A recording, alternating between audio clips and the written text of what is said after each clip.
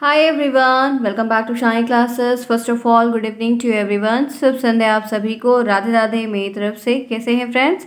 बढ़िया है, मस्त है।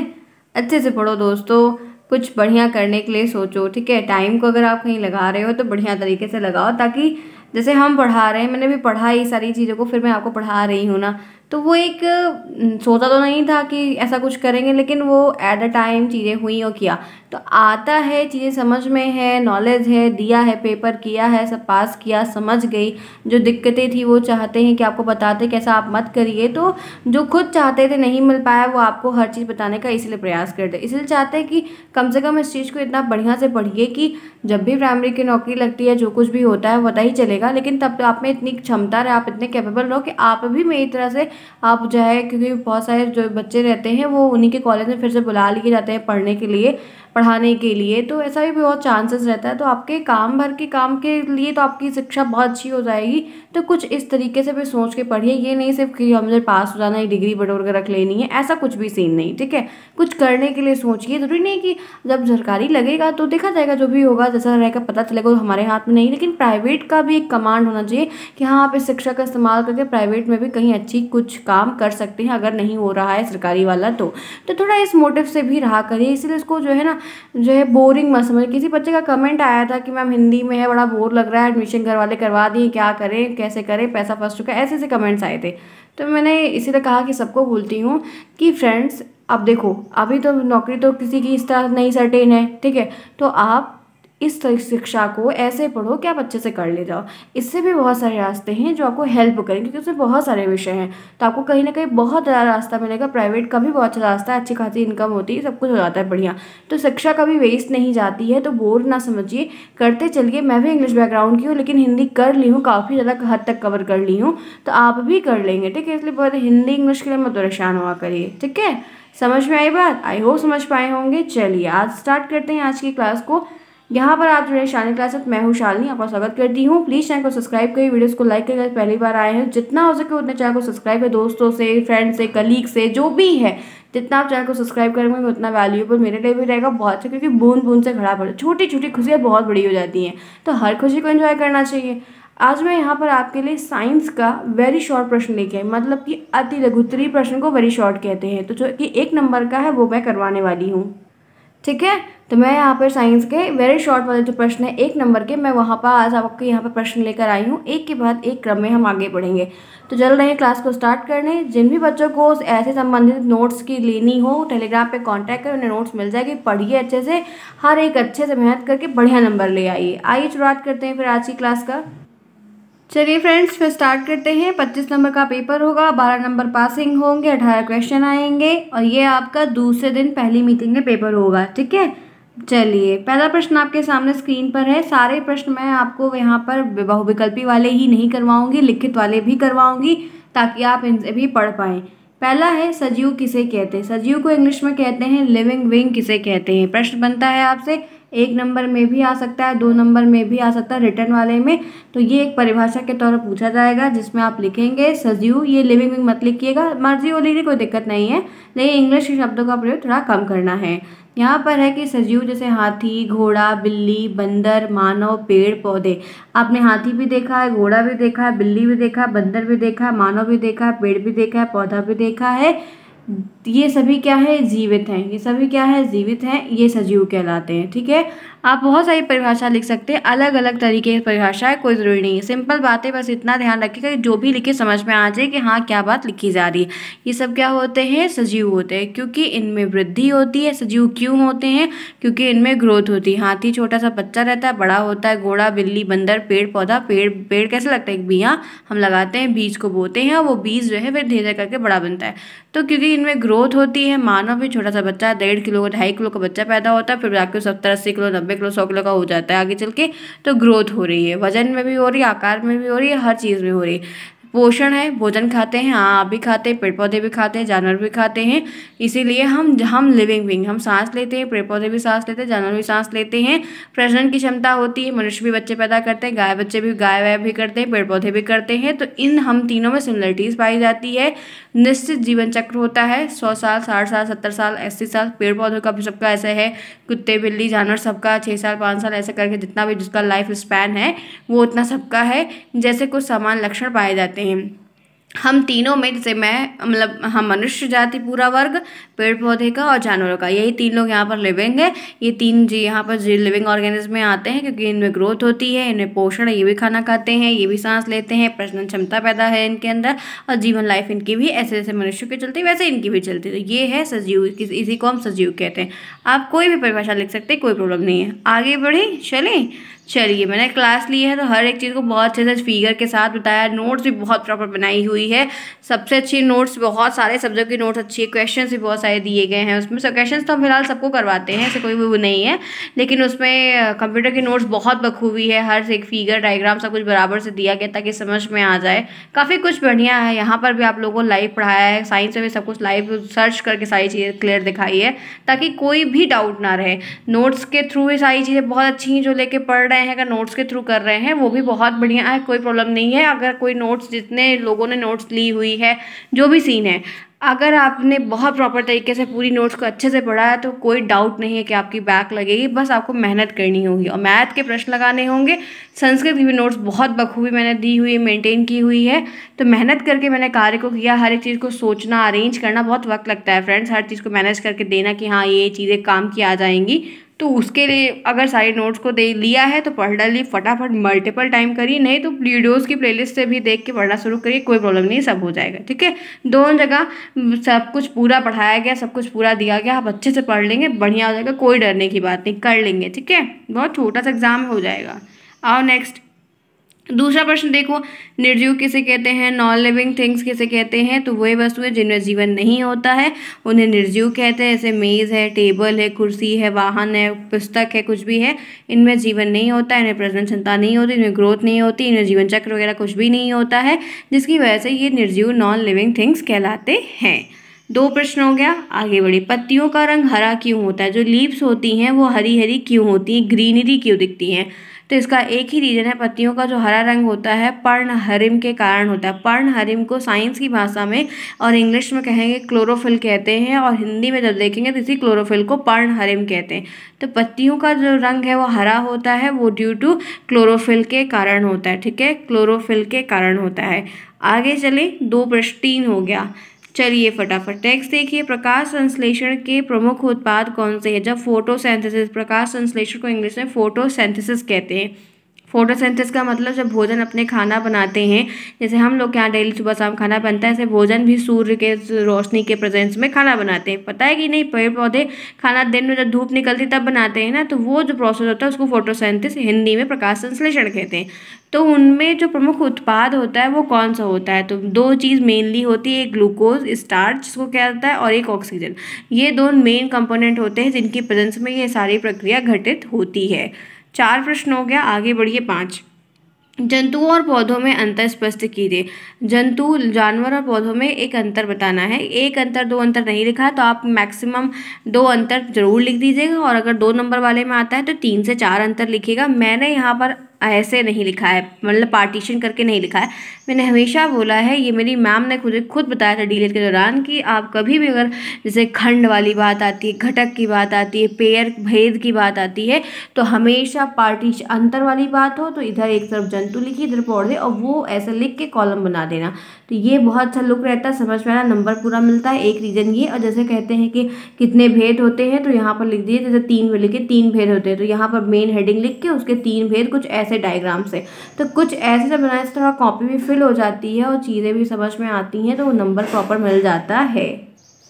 ठीक है, तो ये मेरे मैम लोगों ने बताया था, जिसको मैंने अपने पास रख लिया है। ठीक है, तो आपको बता रही हूँ। चलो अब अंतर की बात करते हैं तो यहाँ पर है कि पौधे और जंतुओं में अंतर। तो पहला अंतर यहाँ पर कि पौधे में ऊपर की वृद्धि है, ये काफ़ी ऊंचाई तक बड़े होते हैं। इनमें ग्रोथ ये होती है, इनमें देखो ग्रोथ तो पौधे में और जानवर दोनों में होती है, लेकिन अंतर ये है कि जानवर एक सर्टेन अमाउंट तक बढ़ते हैं, लेकिन पेड़ का भी अपना ऊंचाई रहती है। देखो अशोक का पेड़ आपने देखा होगा, अशोक ट्री, अशोक का पेड़ याद है, जो एक राष्ट्रीय पेड़ है। यूपी का राष्ट्रीय पेड़ पता है कि नहीं? यूपी का राष्ट्रीय चिन्ह पता है?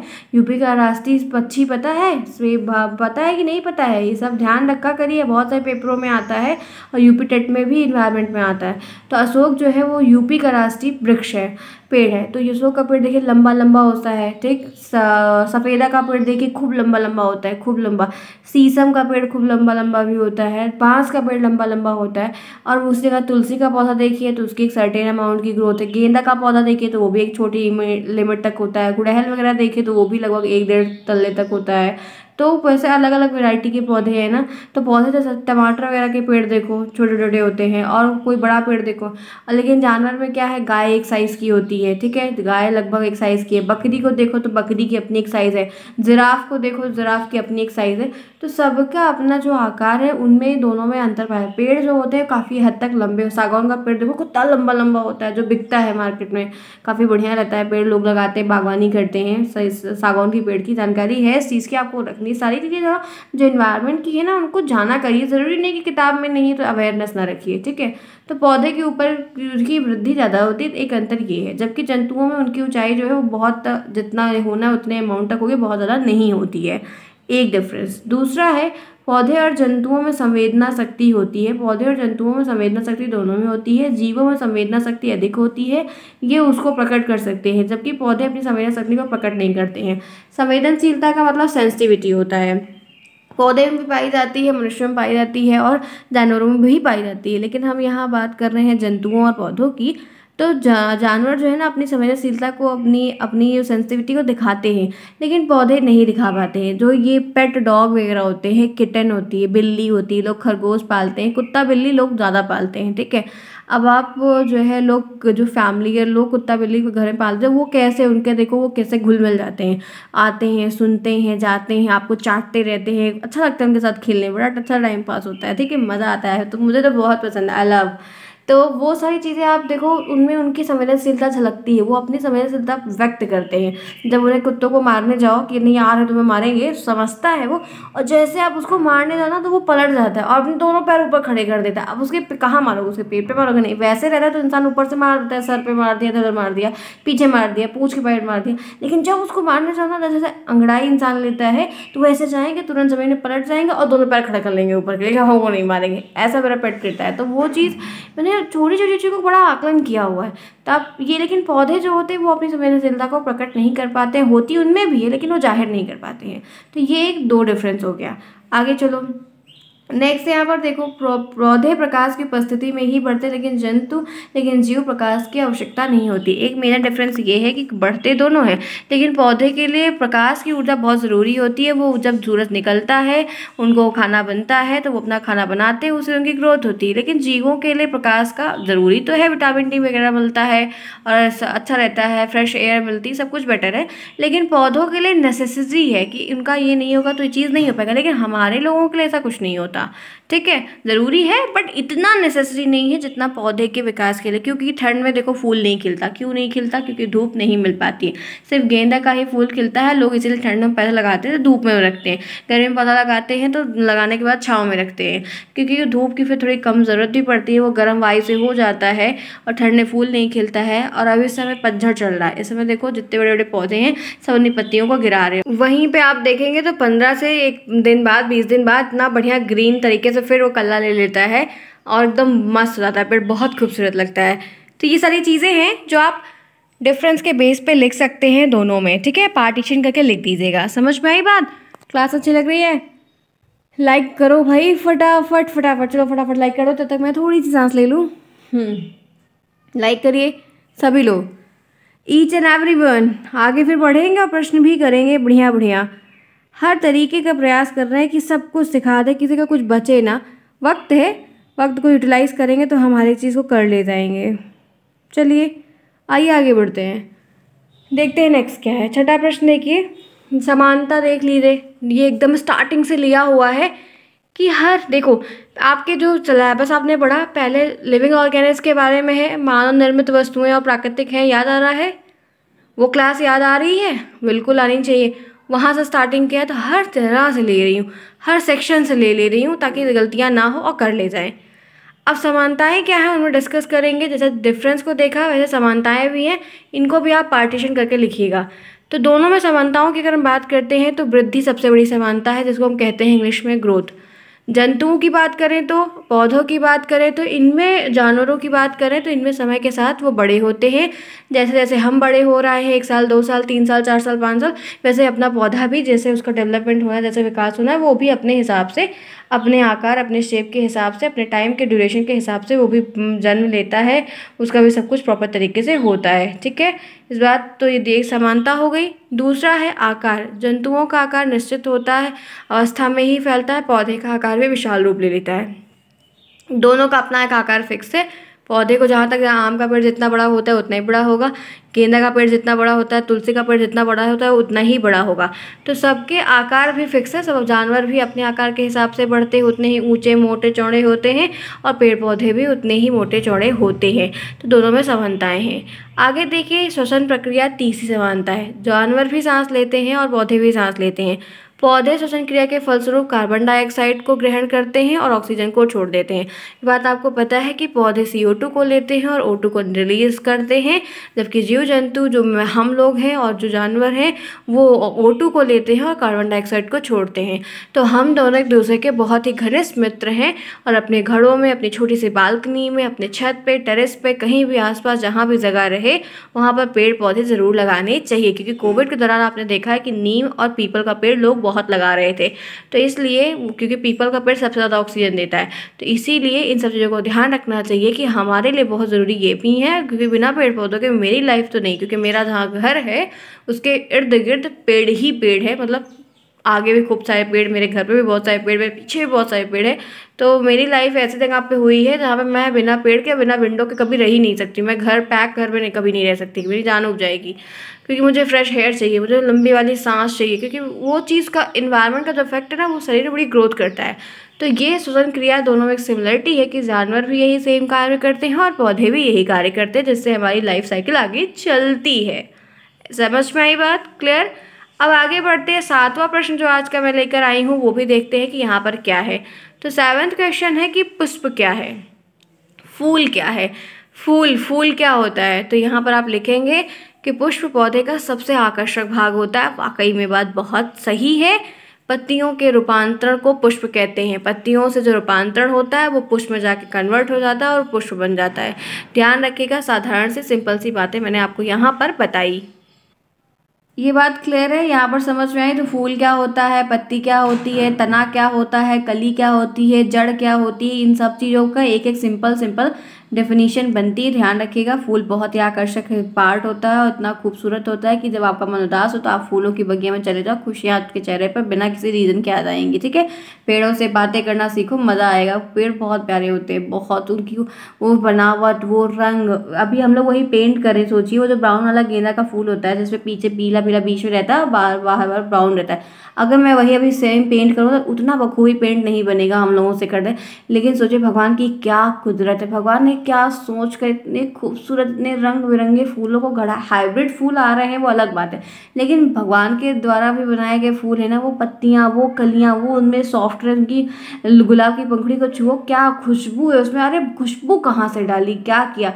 इसलिए भगवान है, भगवान होते हैं, एग्जिस्ट करते हैं। उनकी बनाई हुई हर एक चीज़ें बहुत खूबसूरत है, बहुत ही प्यारी दुनिया है। ठीक है, पौधों की दुनिया, पेड़ों की दुनिया, बहुत प्राकृतिक चीज़ें बहुत अच्छी हैं। इसलिए लगाना चाहिए, केयर करनी चाहिए, उनके साथ वक्त देना चाहिए, जो आपके लिए बहुत नेसेसरी होता है और हमारे मोटिवेशन के लिए भी काफ़ी कार्य करता है। तो ये रही आपके 7वां प्रश्न। 8 आइए, खिड़की में किस प्रकार के कांच का प्रयोग किया जाता है? जो खिड़कियां होती हैं, विंडोज़ घर में लगी होती हैं, उनमें किस प्रकार के कांच का प्रयोग किया जाता है? तो साधारण कांच कहिए या तो मृदु कांच कहिए। ठीक है, कड़गी किसी ने खिड़कियां लिखी, क्योंकि हम शीशा जो यूज़ करते हैं, कांच जो यूज़ करते हैं, बहुत सारे लोग डोर भी यूज़ करते हैं, बहुत सारे लोग जो है क्या कहते हैं वो सेविंग मिरर और तमाम मिरर। सेविंग मिरर का प्रश्न पूछता है कौन सा लगा रहता है, कारों में कौन सा लगा रहता है, ऐसा पूछता है। लेकिन यहाँ पे स्पेसिफिक खिड़की लिखा हुआ है तो वो एक नॉर्मल कांच होता है या तो उसको मृदु कांच कहा जाता है। सिंपल, आगे बढ़े। यहाँ तक सभी को क्लियर है? कोई प्रॉब्लम आई होप नहीं होगी। सिंपल साधारण बातें मैंने आपको बताई है। क्लास अच्छी लग रही है तो लाइक करना बिल्कुल भी ना भूले। कमेंट में बताइएगा क्लास कैसी लगी। इस तरह के प्रश्न सही हैं, ऐसा करना चाहिए नहीं करना चाहिए, ओपिनियन जरूर दीजिएगा।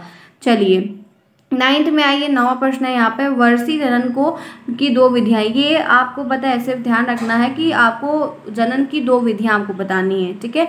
वर्षी जनन का मतलब आपको जानते हैं, जैसे जो टाइम ड्यूरेशन लेके हो रहे हैं उनकी बात पूछ रहा है, लेकिन मेनली आपको पूछेगा कभी कभी ये वर्धी जनन भी लिख के दे आता है, कन्फ्यूजन हो जाती है क्योंकि ये लोग मिसप्रिंट कर देते हैं। तो यहाँ पर जनन की दो विधियाँ हैं, तो आप वर्धी जनन के बारे में यहाँ पर है, वर्षी नहीं होगा जहाँ तक है, क्योंकि वर्ष का मतलब अगर होगा तो दो तरीके का होता है, एक वर्षी जनन लिखता है, एक वर्धी लिखता है। तो वर्धी जो है वो वेजिटेटिव होता है और वर्षी का मतलब साल वाला होता है। तो वर्षी जनन की दो विधियों में जड़ों के द्वारा होता है, जैसे डहेलिया का फूल और शकरकंद जो गंजी आती है उसको कहते हैं। और तनों के द्वारा वर्षी जनन जो होता है, जैसे आलू है, प्याज है, हल्दी है, लहसुन है। तो ये कई प्रकार से होता है, जड़ों के द्वारा भी अलग होता है और तनों के द्वारा भी होता है। तो आपको ऐसा यही पूछ सकता है कि जड़ों के द्वारा होने वाले जो प्रजनन है उनकी विधियां बताइए। तो आपको बात वहाँ पर जो है वो पौधे लिखने में, जैसे हल्दी वगैरह देखो गांठ गांठ के थ्रू फैल जाती है, आलू फैल जाती है, ऐसी चीज़ों को। तो 9th हो गया। 10th आइए, जड़ के प्रकार बताइए। जड़ कितने प्रकार की होती है, उसके प्रकार आपको बताने हैं। तो आपको देखो मैंने अभी आपको बोला ना कि जड़ के प्रकार बताइए, ऐसे ही आप लिखिएगा जड़ के प्रकार, एक इधर एक मूसला जड़, एक अपस्थानिक जड़ लिखने के बाद ऐसे करके 1 नंबर का लिख दीजिएगा। अगर यही प्रश्न आपको 2 नंबर में पूछे तो मूसला जड़ क्या होती है वो लिखना, अपस्थानिक जड़ क्या होती है वो भी लिख देना, तो नंबर आपको पूरा मिल जाएगा। तो जड़ के कितने प्रकार होते हैं, तो जड़ के 2 प्रकार होते हैं। ये बहुविकल्पी में टिप करने को भी आ सकता है, कोई दिक्कत नहीं होगी। तो ये आपके प्रश्न हो गए फ्रेंड्स। मैंने पीडीएफ बनाया था 20 क्वेश्चन का, 10 करवाऊंगी, 10 कल करवाऊंगी। आई होप आपको क्लास समझ में कोई प्रॉब्लम नहीं होगी। क्लास कैसी लगी जरूर बताइएगा, ज़्यादा ज़्यादा लाइक करना बिल्कुल नहीं भूलेगा। मिलते हैं फिर नेक्स्ट में, तब तक के लिए टेक केयर, बाय बाय। आज रात में 9 बजे क्लास जो है टेट वाली होगी, तो टेट की क्लास को भी अटेंड करना है, समझना है, देखना है, ठीक है। Bye bye, see you soon. Notes लेनी हो टेलीग्राम पे कांटेक्ट करिए, फटाफट पढ़ना रिवीजन करना शुरू करिए, जम के मेहनत करिए, सब कुछ अच्छा हो जाएगा। बाय।